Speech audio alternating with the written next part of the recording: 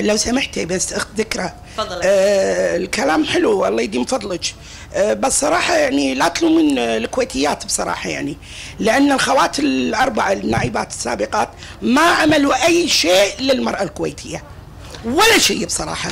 كل واحده فيهم نفعت نفسها ونفعت اهلها ونفعت عيالها. خليني ارد وريايلها. لا عفوا اسمحي لي بس انا بتكلم الله يزيد فضلك. احنا ما نبي كلام، نبي الاقوال تترجم الى افعال. ما نبي كلام، نبي فعل. نبي هذا المجلس يكون مجلس انجازي بالدرجه الاولى. انا مو من الدائره الرابعه، لكن صراحه ودنا ان احنا صوتنا يوصل. احنا متبنيين قضيه المراه الكويتيه اللي متزوجه من شخص غير كويتي او مطلقه منه طلقه بائنه او ارمله. طبعا هذه قضيتنا وقضيه شريحه كبيره من النساء الكويتيات في ظل الظروف هذه اللي احنا حاليا نعيشها، الظروف السيئه انا اسميها. والصوت الواحد اللي هو راح يكون بصراحه صوت عزيز على كل ناخب. وطبعا احنا طاعه لله بالدرجه الاولى، ثم لولي الامر، لان ولي امرنا طاعته من طاعه الله عز وجل. احنا ودنا كل الكويتيين صراحه يشاركون بكافه شرائحهم بغض النظر عن اي اعتبار ثاني. احنا هذا اللي ودنا فيه بصراحه، بما انك اخت لنا يعني انزين احنا نتمنى بصراحه صوتنا يوصل. مو مهم يعني مو مهم بصراحه انه يعني عفوا يعني تفوزين او ما تفوزين، المهم ان احنا صوتنا يوصل ونبلغك بكلامنا اللي احنا يعني حاسين فيه. المراه الكويتيه صراحه تعاني كثير، لان الدستور كفل لها المساواه والعدل. لو سمحت الاخ، كفل لها الدستور المساواة بينها وبين أخوها الكويتي. فليش يعامل الكويتي وأبنائه غير عن أبناء الكويتية؟ هذه النقطة الأولى. نيجي للمشرع، يعني إذا كان الدستور كفل لها حسب المادة 29 من الدستور الكويتي كفل لها المساواة في الحقوق، لها ما للرجل وعليها ما على الرجل من حقوق وواجبات. ليش المشرع يظلمها؟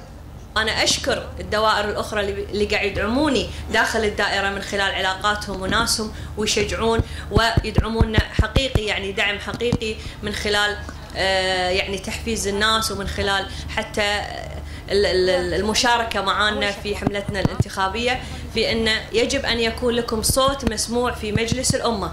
إذا النساء ما عندها هذا الوعي بضرورة هذه المسألة، أعتقد يعني تبقى مطالباتنا خارج مجلس الأمة، وإحنا مستمرين سواء إحنا داخل مجلس الأمة أو خارج مجلس الأمة من أجل إقرار هذه الحقوق. لو سمحتي بس اخت ذكرى. تفضلي. الكلام حلو الله يديم فضلك. بس صراحه يعني لا تلومين الكويتيات بصراحه، يعني لان الخوات الاربعه النائبات السابقات ما عملوا اي شيء للمراه الكويتيه ولا شيء بصراحه. كل واحده فيهم نفعت نفسها ونفعت اهلها ونفعت عيالها. خليني ارد وريايلها. لا عفوا اسمحي لي بس انا بتكلم الله يزيد فضلك. احنا ما نبي كلام، نبي الاقوال تترجم الى افعال. ما نبي كلام، نبي فعل.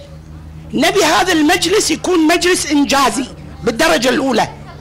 يعني لا تلومين صراحه الكويتيات اذا يعني تضايقوا، يعني الشغله فعلا متعبه جدا. فضلك اسمحي لي اتدخل. تفضلي. انا زميلتها معاها صار لنا اكثر من 20 سنه في المهنه، ما شفت اكثر من امراه قانونيه تثابر في وصول المراه لحقوقها مثل الاستاذه ذكرى. ما اختلفنا حبيبتي، احنا من ناحيه فعليه، يعني مش من ناحيه بس قول حبيبتي. الاستاذه ذكرى. الشغله الثانيه من خلال صوتكم ودعمكم لها، اكيد اذا وصلت المجلس راح توصل كل معاناتكم داخل المجلس.